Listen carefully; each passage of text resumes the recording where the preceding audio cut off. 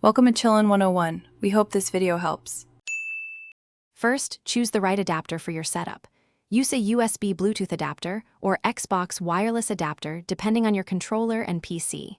Next, confirm your controller supports Bluetooth. Check controller model by looking for a plastic seam around the Xbox button area. Also verify Windows 10 or Windows 11 has the latest updates and drivers.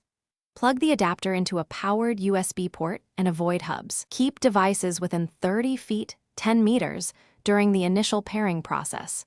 Charge batteries to at least 50% before pairing. Start by turning on the controller to begin pairing. Turn on the controller by pressing the Xbox button until it lights up. Next, put the adapter into pairing mode by using its pairing button.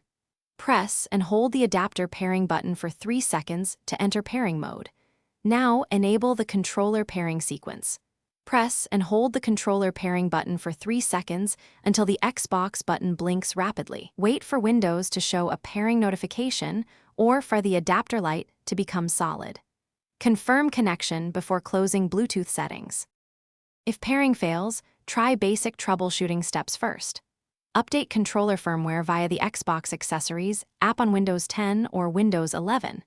If Bluetooth still fails, unplug and reinsert the adapter into a different USB port. If latency or dropouts occur, move to a different USB port or reduce wireless interference like nearby 4 GHz devices. For consistent low latency play, use the Xbox wireless adapter instead of generic Bluetooth when possible.